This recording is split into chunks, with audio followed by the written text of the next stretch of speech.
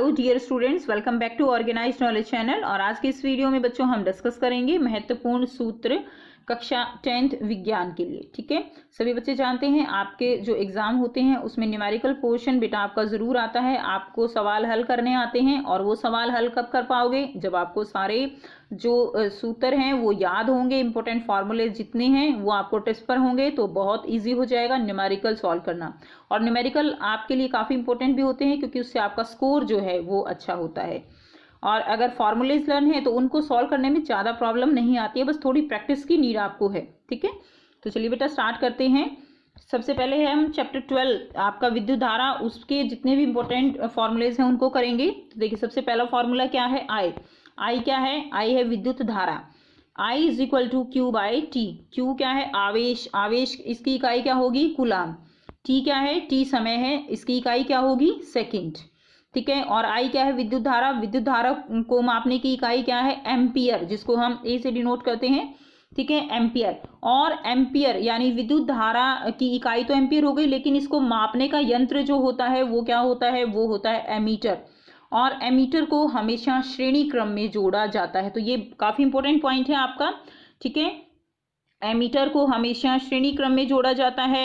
Ammeter जो है वो यंत्र है जिससे विद्युत धारा मापी जाती है। उसके बाद देखिए V is equal to W by Q। ठीक है, तो V क्या है यहाँ पे? V है विभवांतर। V क्या है? विभवांतर। W क्या है? उत्पन्न ऊर्जा। वर्क डन होता है ना, कार्य, तो कार्य क्या है? एक तरह की ऊर्जा ही है, तो ये क्या है? V बराबर है ऊर्जा बटे आवेश, W बाय Q, आप याद रखेंगे।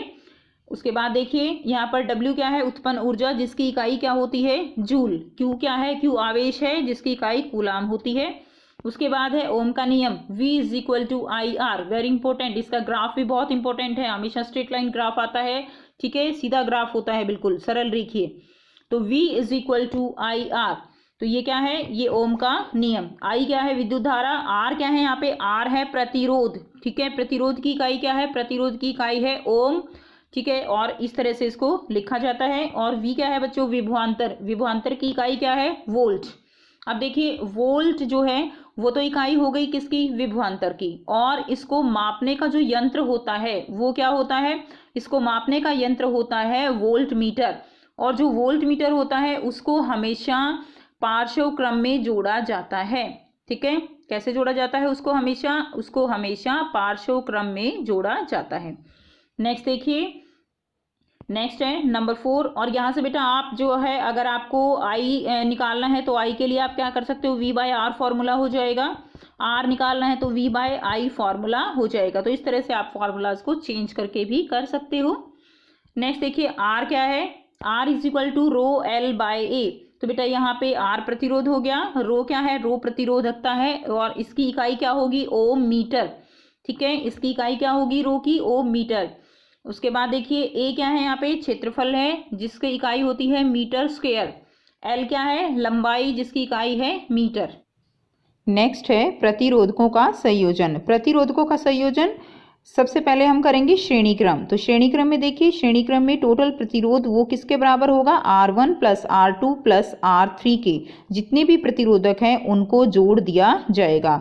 और टोटल जो प्रतिरोध होगा वो ओवरऑल बहुत ज़्यादा होगा, यानी प्रतिरोध अगर बढ़ाना है तो प्रतिरोधकों को श्रेणी क्रम में जोड़ दिया जाता है। नेक्स्ट देखिए पार्श्व क्रम। पार्श्व क्रम में होगा 1 बाय आर पी बराबर है 1 by R1 plus 1 by R2 plus 1 by R3। तो पार्श्व क्रम में जोड़ने से कुल प्रतिरोध वो जितना भी हमारे पास मिनिमम सबसे कम प्रतिरोधक हमने लिया हुआ है उससे कम हमेशा पार्श्व क्रम में जोड़ने से प्रतिरोध आता है। यानी अगर कुल प्रतिरोध हमें कम चाहिए तो हम पार्श्व क्रम में जोड़ देंगे, और कुल प्रतिरोध अगर हमें ज़्यादा चाहिए तो हम प्रतिरोधकों को श्रेणी क्रम में जोड़ देते हैं। नेक्स्ट देखिए ऊष्मा। ऊष्मा यानी हीट, तो इसके लिए फॉर्मूला क्या होता है? इसके लिए फॉर्मूला होता है I स्क्वायर RT। और इसी तरह आई आर की वैल्यू जो है ओम्स लॉ के अकॉर्डिंग, ओम नियम के अकॉर्डिंग चेंज करके हम और भी निकाल सकते हैं VIT, आई की फॉर्म में। ठीक है, VIT, तो यहाँ पे क्या है I²RT, यहाँ पे विभवांतर भी आ गया VIT, और यहाँ पे V²/R, इसमें क्या आ गया V और R का रिलेशन आ गया, V और I का रिलेशन आ गया, I और R का रिलेशन यहाँ पे आ गया। तो तीनों के जो है रिलेशन से ये 3 फॉर्मूले बन जाते हैं। ठीक है, तो देखिए I²RT, VIT, V²T/R, और इकाई क्या होगी, इकाई जो है जूल होगी, क्योंकि हीट क्या है, ऊष्मा, वो भी एक कार्य की ही फॉर्म होती है। ठीक है, ऊर्जा की फॉर्म होती है, तो वो क्या है, इकाई जूल हो जाएगी। नेक्स्ट देखिए शक्ति, शक्ति यानी पावर, पावर शक्ति क्या है W/T, W क्या है यहाँ पे कार्य, और T क्या है समय, या हम इसको E यानी एनर्जी बटे में समय ऊर्जा। ठीक है, तो इसी तरह देखिए P बराबर है W/T, और ये जो ऊष्मा होती है, ऊष्मा भी क्या होती है बेटा, ऊर्जा का ही एक रूप है। तो हम क्या कर सकते हैं, देखिए E/T है तो हम H/T भी तो लिख सकते हैं ना। तो H/T अगर हम करते हैं तो देखिए T से T कैंसिल हो जाएगा, तो क्या आ जाएगा फॉर्मूला पावर का I²R, यहाँ से T कैंसिल हो जाएगा VI, यहाँ से T कैंसिल हो जाएगा आपका V²/R। उसके बाद देखिए इसकी जो यहाँ पर इकाई होगी वो क्या होगी, शक्ति की इकाई होगी वाट और किलोवाट। किलोवाट यानी 1000 वाट के बराबर क्या होगा, 1 किलोवाट। इसी तरह हॉर्स पावर 740 वाट के बराबर होगा। 1 किलोवाट आवर यानी किलोवाट प्रति घंटा, तो ये किसके बराबर होगा, अगर हम इसको जूल में कन्वर्ट करें तो ये होगा 3.6 इंटू 10⁻6 जूल। ठीक है, 3.6 इंटू 10⁻6 जूल, आपको ये याद रखना है। और 1 किलोवाट प्रति घंटा ये किसके बराबर होता है, ये 1 यूनिट के बराबर होता है। जो हमारे मीटर में रीडिंग निकलती हैं यूनिट की फॉर्म में, जब इतनी बिजली खर्च हो जाती है तो वो 1 यूनिट के बराबर होती है। नेक्स्ट देखिए, अब हम करेंगे प्रकाश, चैप्टर 10 है ये आपका, प्रकाश से रिलेटेड। इसमें न्यूमेरिकल जो है आपके लिए बहुत इंपॉर्टेंट है, और काफ़ी जो है आप कह सकते हो इंपॉर्टेंट चैप्टर है ये, जहाँ से आपको 5 मार्क्स का क्वेश्चन भी देखने को मिलेगा। सो प्रकाश में बेटा सबसे पहले हम करेंगे अपवर्तनांक क्या होता है। तो देखिए ये कौन सी किरण है, आपतित किरण है, ये मीडियम 1 है, माध्यम 1, ये माध्यम 2। माध्यम 1 में आपतित किरण जो है वो आके और दूसरा माध्यम जब बदलता है तो हमेशा प्रकाश की चाल में अंतर आता है। प्रकाश की चाल बढ़ भी सकती है, प्रकाश की चाल घट भी सकती है। ये क्या है, ये अभिलंब है।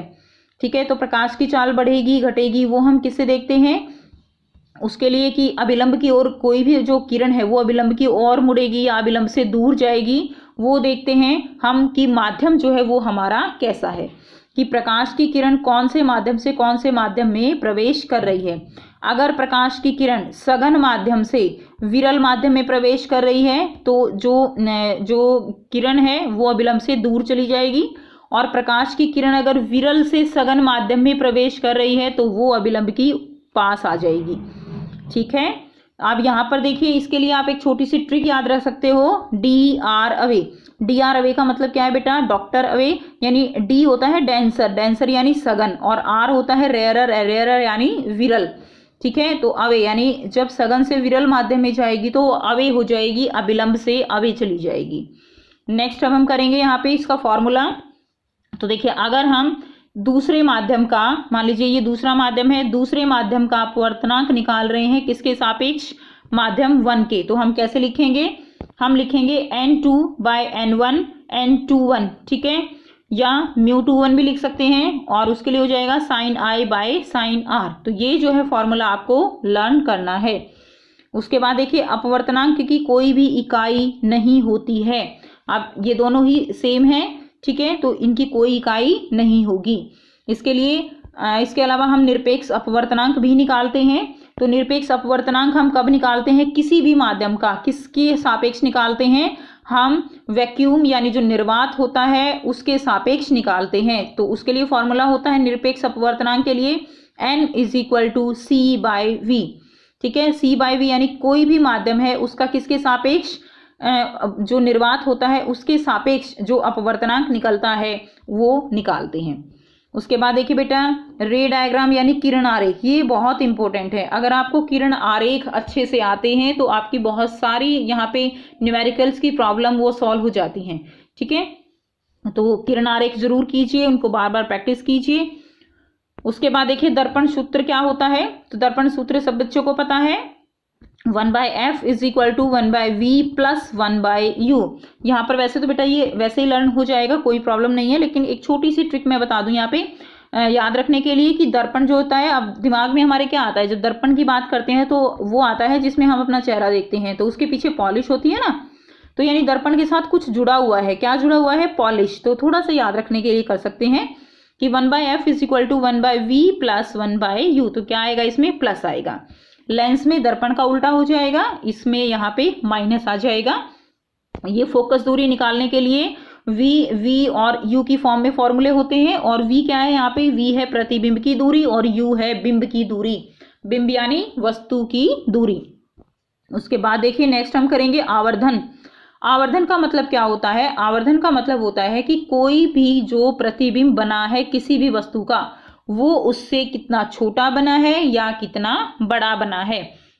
ठीक है, तो वो क्या होता है? वो आवर्धन होता है। अब जो आवर्धन है वो हमें क्या बताता है? हमें उसका आकार बताता है और साथ में उसकी प्रकृति भी बताता है कि जो इमेज बनी है, जो प्रतिबिंब बना है, वो प्रतिबिंब कैसा बना है और कितने आकार का बना है। ठीक है, अब देखिए m जो है इसके लिए फॉर्मूला क्या रहेगा? m बराबर है h डैश अपॉन h। तो यहाँ पे h डैश क्या है? h डैश है हाइट। हाइट किसकी? ऊंचाई। किसकी ऊंचाई है? ये प्रतिबिंब की ऊंचाई है, और h यहाँ पे वस्तु की ऊंचाई है, आप कह सकते हो वस्तु का आकार है। तो ये जो फॉर्मूला है ना, ये फॉर्मूला ये दोनों ही केस में सेम रहेगा, आपका चाहे लेंस है या दर्पण है, दोनों के लिए ये समान है। अगर आपको m दिया गया है तो आप ये निकाल सकते हो, अगर आपको ये दोनों में से जो है आपको यहाँ पर कुछ भी दिया गया है, दो चीजें, तो आप तीसरी निकाल सकते हो। इसके कॉरस्पॉन्डिंग अगर हम बात करें v और u की फॉर्म में आवर्धन, तो फॉर्मूला क्या होगा? तो दर्पण के लिए देखिए, दर्पण के लिए यहाँ पे क्या लग जाएगा? v/u होता है, और क्या लग जाएगा? माइनस लग जाएगा। आपको वैसे भी याद रह जाएगा कि दर्पण के केस में हम 1/f बराबर है 1/v प्लस 1/u लेते हैं ना, तो m के केस में क्या हो जाएगा? v माइनस v/u हो जाएगा।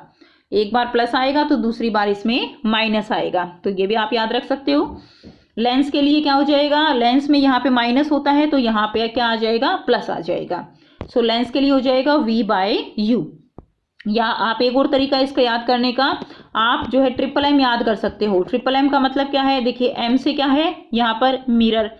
ठीक है, दूसरे m से क्या है? मैग्निफिकेशन। मैग्निफिकेशन क्या होता है बेटे? आवर्धन। ठीक है ना, मैग्नीफाई करना, चीजों को बड़ा करके देखना होता है ना, मैग्नीफाई, मैग्निफिकेशन, वही आवर्धन है। और ये क्या होता है? मिरर के केस में मैग्निफिकेशन के फॉर्मूले में माइनस आएगा, ठीक है, नेगेटिव होगा। तो यहां से ये भी आप याद कर सकते हो। उसके बाद नेक्स्ट देखिए, अब हम करेंगे m के लिए। यहाँ पे देखिए m के लिए अगर आप ध्यान से देखें तो इसमें आपके लिए दिया गया है प्लस माइनस n। इसका क्या मतलब है? इसका मतलब हम समझेंगे। अब यहाँ पे n तो कोई भी संख्या हो सकती है, यानी जब आप न्यूमेरिकल सॉल्व करोगे तो n की वैल्यू वो आपकी प्लस में भी हो सकती है, वो आपकी माइनस में भी हो सकती है। ठीक है, तो यानी प्लस माइनस हो सकती है, और n की वैल्यू वो 1 भी हो सकती है, 2 भी हो सकती है, 3 भी हो सकती है, 6 भी हो सकती है, या 0.5 भी हो सकती है बेटा, 0.1 भी हो सकती है, कुछ भी हो सकता है। यहाँ पे n की वैल्यू वो प्लस में भी हो सकती है, वो माइनस में भी हो सकती है। अब हम बात करते हैं, यहाँ पे बच्चे बहुत ज़्यादा कंफ्यूज रहते हैं, लेकिन यहाँ पे बिल्कुल एक सिंपल सी बात आपको समझनी है। आपको इस प्लस माइनस और n इन दोनों को अलग अलग रखना है, ये इनको इकट्ठा करना ही नहीं है। ठीक है, इनको इकट्ठा नहीं देखना आपने, इनको अलग अलग देखना है। अलग अलग कैसे? पहले आप प्लस माइनस देखो कि अगर प्लस में आंसर आ रहा है, मान लीजिए प्लस जो है प्लस का 2 है, तो अगर एक तरफ माइनस का 2 है, अब पहले हम ये प्लस देखेंगे। इस प्लस का मतलब क्या है कि जो प्रतिबिंब है वो आभासी होगा और सीधा होगा। ठीक है, इस प्लस का मतलब क्या है? आभासी होगा और सीधा होगा। अब आपको कंफ्यूज नहीं होना है। और इस 2 को, अब इस प्लस को छोड़ दो, इस प्लस का काम हो गया, आपने देख लिया आभासी है, सीधा है। अब इस 2 पे आओ, ये जो 2 है ये हमें उसका आकार बताएगा कि वो कितनी बड़ी है।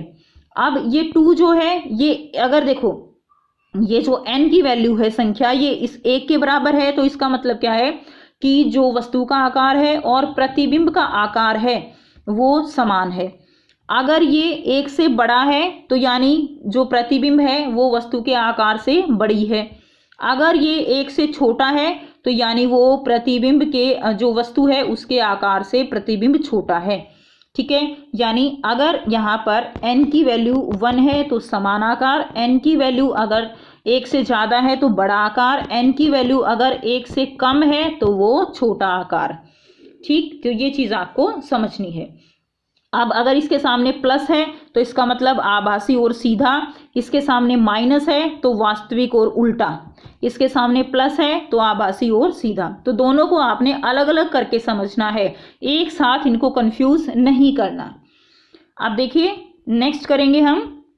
नेक्स्ट देखिए, अब u जो है क्या होता है, u हमेशा नेगेटिव होता है, क्योंकि आप देखिए ये हमारे पास क्या है, दर्पण हो या लेंस हो, हम हमेशा जो आपतित किरण की उल्टी दिशा होती है, यानी अगर हम बात करें बाएं हाथ की तरफ जो भी दूरियां मापेंगे वो हमेशा नेगेटिव होती हैं, दाएं हाथ की तरफ जो भी दूरियां मापी जाती हैं वो हमेशा पॉजिटिव होती हैं, ऊपर की तरफ जो भी दूरियां मापी जाती हैं वो हमेशा पॉजिटिव होती हैं, और नीचे की तरफ जो भी दूरियां मापी जाती हैं वो हमेशा नेगेटिव होती हैं। इस चीज़ का आप ध्यान रखेंगे। ठीक है, तो अब देखिए जो u है, u क्या है, बिंब की दूरी, वो तो हमेशा जो है बाई तरफ ही रखा जाएगा, इसलिए u हमेशा आप बिल्कुल बिना कुछ सोचे u हमेशा न्यूमेरिकल में नेगेटिव रखना। ओके, उसके बाद देखिए नेक्स्ट है f और r, यानी जो फोकस दूरी है, ठीक है, और r है, वो हमेशा कैसी होती है, नेगेटिव होती है। किस केस में, अवतल दर्पण या लेंस, दोनों के केस में। यानी अवतल जहां नाम आ गया वहां फोकस दूरी हमेशा कैसी होगी, माइनस में होगी। अब इसके लिए भी एक छोटी सी ट्रिक है, ठीक है, वैसा तो डायरेक्ट याद कर सकते हो, कोई दिक्कत नहीं है, बट एक छोटी सी ट्रिक फिर भी देख लीजिए। तो देखिए अवतल दर्पण कैसा होता है, अवतल दर्पण जो है और लेंस जो है, यानी अगर आप देखें तो इस तरह का क्या होगा, ये क्या है, ये अवतल दर्पण है। तो ये किसकी तरह है, ये जो है एक गुफा की तरह है। ठीक है ना, जैसे अवतल दर्पण को हम इंग्लिश में बोलते हैं केव, का मतलब क्या होता है, केव का मतलब होता है गुफा। अब गुफा में जब हम एंटर करेंगे तो क्या हमारे दिमाग में आएगा, नेगेटिव थॉट्स आएंगे कि इसमें कोई वाइल्ड एनिमल हो सकता है। ओके, तो यानी इसलिए केव जो है याद रखना है आपको कि नेगेटिव थॉट्स आएंगे, यानी जो अवतल दर्पण या लेंस कुछ भी हो उसमें f और r हमेशा कैसे होते हैं, वो हमेशा नेगेटिव होंगे, और उत्तल दर्पण या लेंस में हमेशा r जो है, f और r हमेशा पॉजिटिव होता है। नेक्स्ट देखिए, आप कई बार न्यूमेरिकल में क्या होता है, आपको ये नहीं दिया होता कि उत्तल दर्पण है या अवतल है, आपको दिया हुआ होता है अपसारी दर्पण है या अपसारी लेंस है, या अभिसारी लेंस है या अभिसारी दर्पण है। तो आपको न्यूमेरिकल करते हुए याद रखना है अभिसारी कौन सा है और अपसारी कौन सा है।